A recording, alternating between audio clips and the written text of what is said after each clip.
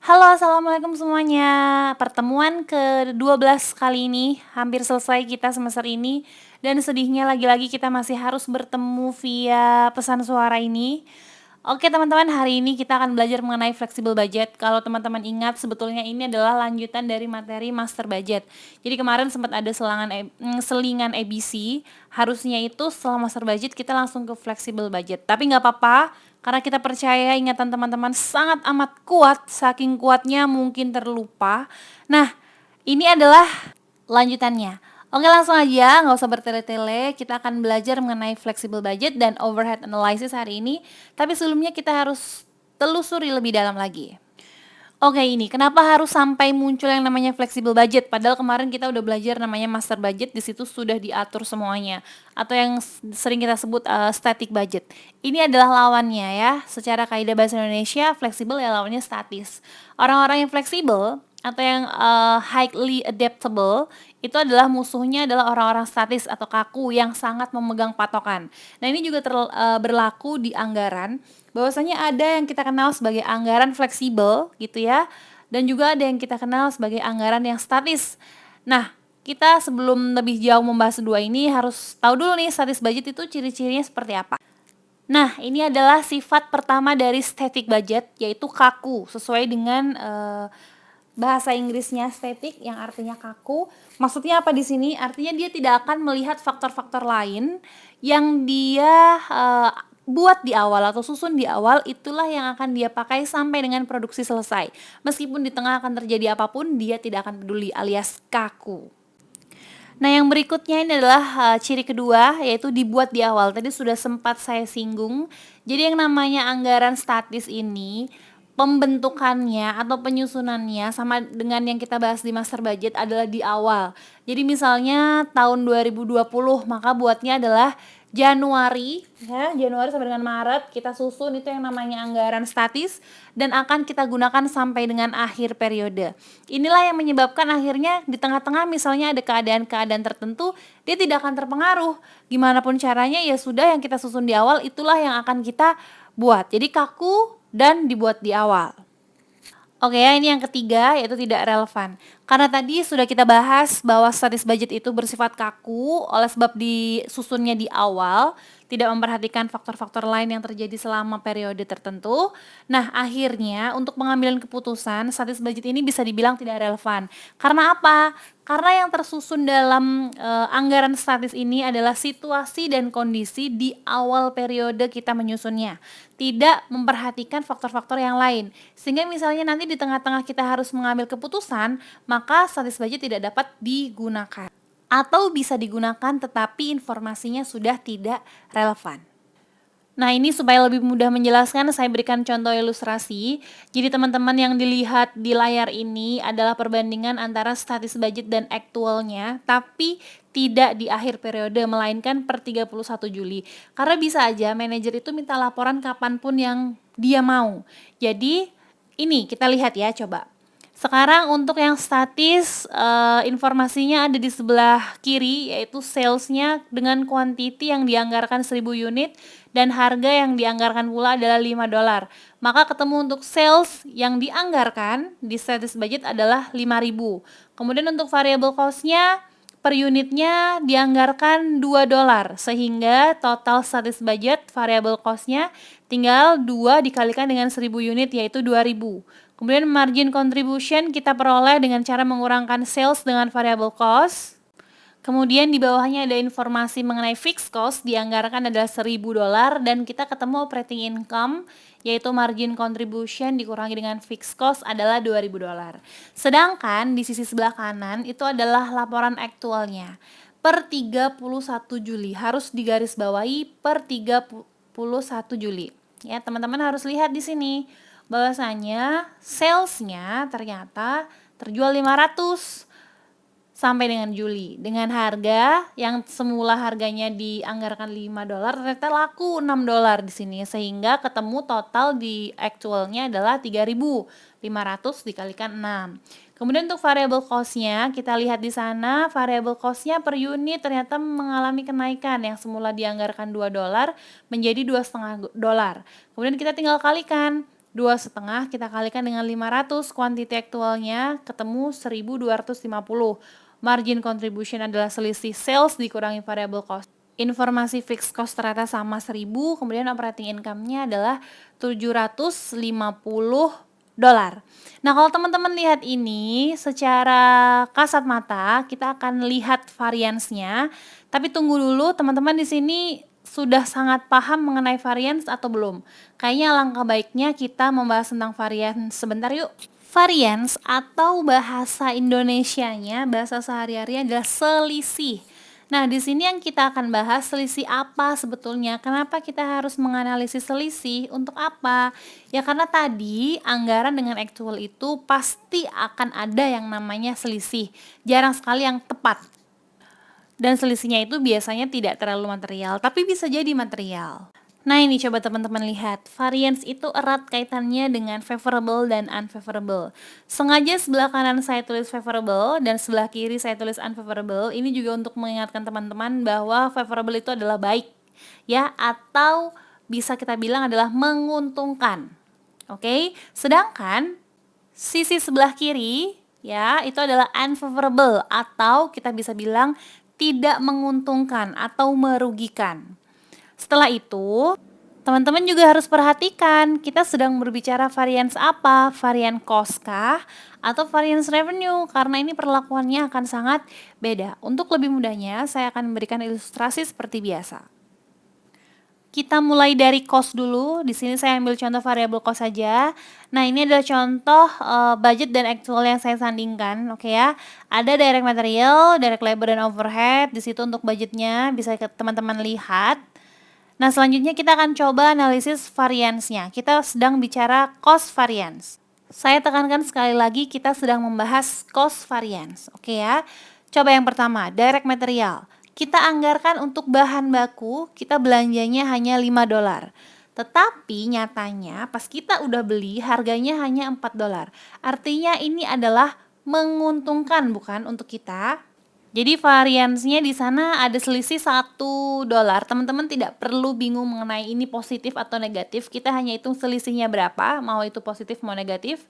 Kita cukup tuliskan varian 1 dolar dan ini bisa dikatakan favorable karena menguntungkan kita. Karena harga aktualnya lebih murah dibandingkan yang kita anggarkan. Begitu juga berlaku untuk direct labor. Di sini kasusnya terbalik. Direct labor kita anggarkannya 6, tetapi ternyata aktualnya kita harus bayar 7. Maka kondisi demikian adalah kondisi yang merugikan untuk kita. Jadi kita tulis variance-nya adalah 1 dan bersifat unfavorable. Nah, Bu, gimana kalau kondisinya sama? Nah, seperti overhead variable ini, ternyata antara yang dianggarkan dan aktualnya sama-sama 500. Kita tidak dalam kondisi merugi. Justru anggaran yang tepat adalah ketika presisi. Nah, maka di sini variance tidak ada ya atau 0 dan sifatnya adalah favorable untuk kita. Oke ya, clear untuk yang cost variance. Nah, ini selanjutnya kita akan bicara mengenai revenue variance. Di sini saya akan coba sebutkan beberapa revenue. Dalam perhitungan ini ada sales, kemudian ada contribution margin, ada operating income. Nah, kebalikan daripada cost, kita lihat di situ ya, sudah saya tuliskan, teman-teman bisa lihat. Langsung aja kita analisis variance-nya. Nah, di sales di situ yang kita anggarkan 4.000, ternyata kita dapat hasil dari penjualan 4.200. Posisi ini adalah tentu saja menguntungkan kita. Nah, kita tulis variabelnya variance-nya adalah 200 dan sifatnya adalah favorable atau menguntungkan. Kemudian contribution margin yang harusnya kita anggarkan dapat 3.000, ternyata aktualnya hanya 2.900. Tentu saja ini adalah kondisi yang merugikan. Nah, kita tulis variance-nya 100 dengan kondisi unfavorable. Begitu seterusnya, pastikan teman-teman paham tentang logikanya, karena ini penting untuk nanti kita menganalisis yang lain, oke? Nah, ini setelah kita coba untuk analisis variance-nya, kita lihat untuk sales di sana ada variance atau selisih sebesar 2.000. Dengan kondisi unfavorable. Kembali lagi, sales di sini adalah revenue. Jadi ketika statis budgetnya itu lebih tinggi daripada aktual, berarti kita dalam kondisi tidak menguntungkan. Maka variance-nya adalah 2000 dan unfavorable. Kemudian ada variable cost, statis budgetnya kita kemarin bikin 2000, lalu aktualnya ternyata 1250. Ini kalau secara kasat mata kita lihat ada varian sebanyak 750 dan kondisi ini adalah menguntungkan, mengingat adalah ini variable cost atau biaya. Ketika yang kita anggarkan lebih tinggi dan aktualnya lebih rendah, artinya ini posisi yang menguntungkan, maka favorable di situ. Sampai dengan margin contribution, fixed cost, dan operating income, teman-teman sudah bisa menganalisis sendiri. Di situ juga sudah saya tuliskan. Untuk yang margin contribution-nya dia unfavorable sebesar 1.250, fixed cost-nya 0 tapi termasuk favorable, dan operating income-nya sebesar 1.250 dengan kondisi tidak menguntungkan ya, karena operating income-nya aktualnya ternyata lebih rendah. Nah, pertanyaan saya berikutnya, apakah analisis variance ini sudah benar kita lakukan? Teman-teman harus ingat dulu bahwasannya aktual di sini bukanlah laporan per 31 Desember, sedangkan status budget di sini yang kita buat adalah untuk satu periode, melainkan berakhir pada 31 Desember. Artinya dua hal ini tidak apple to apple untuk dibandingkan. Karena apa? Yang status budgetnya untuk 1 tahun, sedangkan yang aktualnya baru berjalan sebanyak 7 bulan, yaitu 31 Juli. Ya, jadi ini adalah hal yang tidak apple to apple untuk dibandingkan sebenarnya. Nah, jalan keluarnya gimana kalau seperti ini? Maka itu kita kenal yang namanya flexible budget. Sebetulnya ini masih dalam kategori anggaran, yang namanya juga budget ya. Masih dalam anggaran, tapi dia lebih fleksibel. Artinya apa? Dia akan menyesuaikan dengan kondisi dari aktualnya. Langsung saja kita lihat. Nah, ini dia ilustrasinya. Jadi flexible budget itu letaknya adalah merupakan jembatan dari statis budget dan aktual. Ya, jadi tempatnya dia di antara dua itu. Kemudian kita lihat itu sekarang. Angka-angkanya itu yang flexible budget kira-kira dapat dari mana? Teman-teman ingat, karena ini masih merupakan anggaran, maka untuk patokan harganya dia menganut yang statis budget. Tetapi untuk quantity dia akan melihat ke aktualnya. Nah, sekarang kita lihat angka untuk sales di flexible budget ketemu $2.500. Itu asalnya dari mana? Kita lihat price-nya untuk status budget adalah $5, sedangkan untuk quantity-nya kita lihat dari actual yaitu sebanyak 500. Maka 500 dikalikan dengan $5 kita ketemu yang namanya $2.500. Nah, begitu juga dengan variable cost di sana. Kita lihat flexible budget untuk variable cost ketemu $1.000. Sekali lagi saya tekankan untuk flexible budget karena ini masih kategori anggaran, maka harga akan mengacu pada statis budget. Tetapi karena dia bersifat fleksibel, maka kuantitasnya disesuaikan dengan kuantitas yang sudah terjadi atau aktual. Ini sama persis dengan pembahasan kita yang master budget kapan hari itu. Nah, jadi 1.000 tuh dapat dari mana untuk flexible budget di variable cost? Price sebesar $2 dikalikan dengan quantity aktual. Berapa tadi quantity aktualnya? 500. Maka 2 kali 500 kita ketemu $1.000. Begitu sampai bawahnya. Oke. Nah, untuk flexible budget fixed cost ya. Kalau fixed cost itu kan dia tidak terpengaruh dengan kuantitas, maka dia akan tetap sama dengan statis budgetnya yaitu 1.000. Kebetulan ini aktualnya juga fixed cost-nya ternyata sama-sama 1.000. Sampai dengan ini saya rasa masih bisa dipahami, atau ada pertanyaan langsung aja kontak saya ya di WhatsApp. Nah, setelah itu seperti biasa kita akan mencoba menganalisis variance-nya. Ini ada variance kita taruh itu di antara masing-masing row. Jadi di antara statis budget dan flexible budget juga kita analisis variance. Di antara flexible budget dan actual budget juga ada analisis variance. Nah, seperti biasa teman-teman tinggal cari selisihnya, kemudian melabeli apakah itu favorable dan unfavorable. Nah, inilah yang disebut sebagai analisis variance. Oke, silahkan dicermati dulu itu angka-angkanya dan kondisi favorable atau unfavorable. Apakah ada yang keliru atau semuanya sudah benar? Acuan melabeli favorable atau unfavorable, kalau misalkan teman-teman membandingkan static budget dengan flexible budget, maka yang lebih tua yaitu yang statis budget. Jadi teman-teman ketika melabeli favorable dan unfavorable, lihat kayak yang pertama sales anggaran statisnya 5.000, flexible budget 2.500. Maka kondisi itu dianggapnya flexible budget lebih rendah pencapaian salesnya. Nah, tetap labelnya adalah unfavorable. Nanti kalau flexible budget dengan actual juga sama, yang menjadi acuan adalah flexible budget karena lebih tua. Istilahnya gitu gampangnya ya. Oke, silahkan dicermati lagi. Nah, setelah nanti teman-teman memberikan label unfavorable, favorable, lalu selanjutnya teman-teman akan mendapatkan jumlah dari variance. Kita lihat dulu untuk selisih dari statis budget dan flexible budget ya, di sana operating income 2.000 untuk statis budget dan flexible budget 5.000. Maka kita akan menemukan 1.500 itu sebagai sales volume variance. Kenapa sales volume? Karena memang yang membedakan antara statis budget dan flexible budget adalah dari jumlah terjualnya barang. Jadi sales volume. Sedangkan kalau selisih antara flexible budget dengan actual di sana kita bisa sebut sebagai flexible budget variance. Kemudian jangan lupa kita membandingkan statis budget dengan actual, maka namanya adalah statis budget variance. Nah, berapakah jumlah flexible budget variance? Kita bisa langsung bandingkan operating income-nya saja di total paling bawah 500 dengan 750, maka 250 favorable untuk flexible budget variance. Lalu berapa di sini statis budget variance? Tinggal dikurangkan aja 2000 dengan 750, maka akan ketemu 1250 dengan kondisi unfavorable. Oke ya teman-teman, lanjut. Saya akan kasih konklusi mudahnya. Nah, ini untuk mudahnya ketika anggaran dibandingkan dengan aktual, maka nama variance-nya adalah anggaran itu sendiri. Contoh statis budget kita bandingkan dengan aktual namanya statis budget variance. Flexible budget dengan aktual kita bandingkan namanya adalah flexible budget variance. Nah, nanti antara budget itu kita bandingkan, maka yang kita lihat bedanya. Nah, antara statis budget dengan flexible budget yang berbeda adalah dari sales volume, jumlah penjualannya. Maka namanya sales volume variance. Gimana?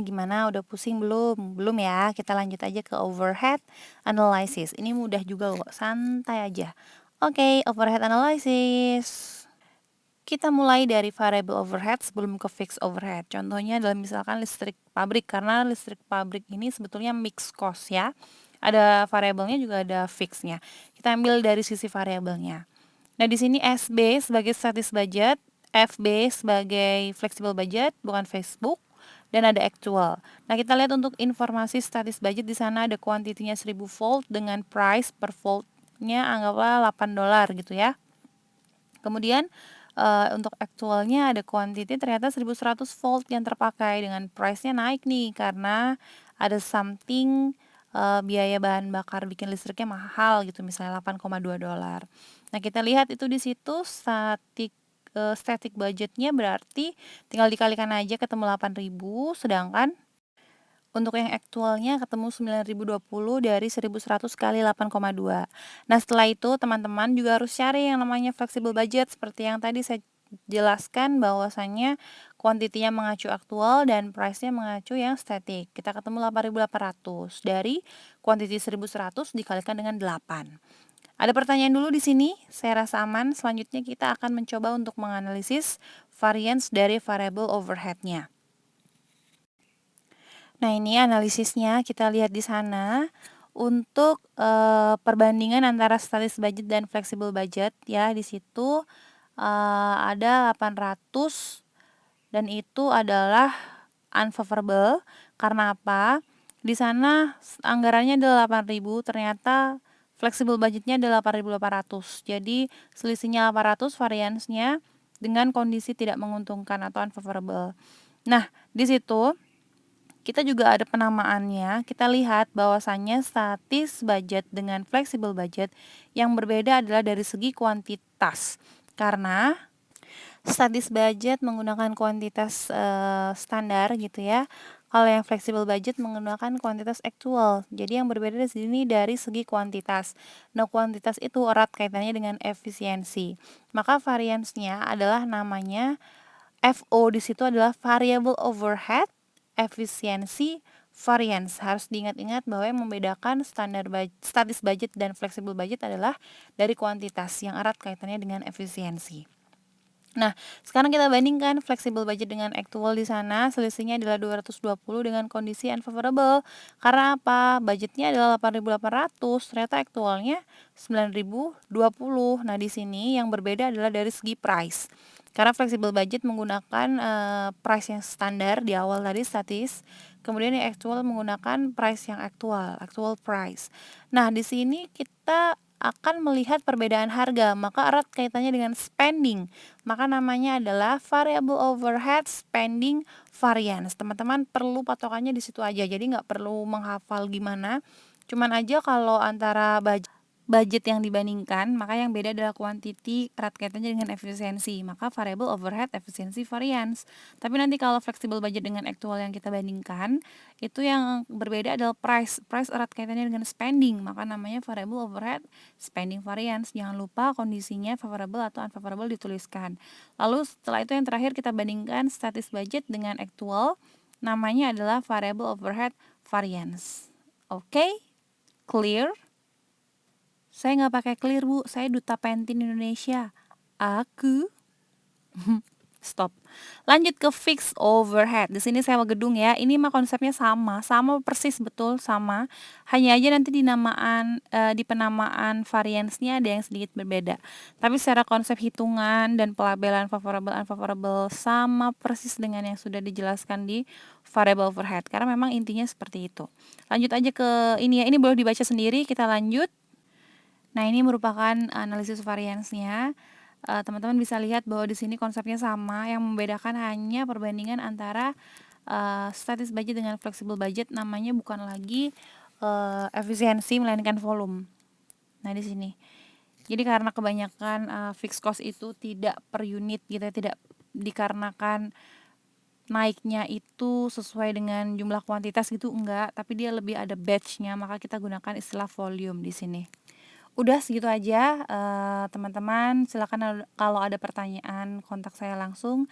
Dan sebelum selesai saya ingin tanya jawab sedikit aja mengenai teorinya. Soalnya ada di grup ya. See you.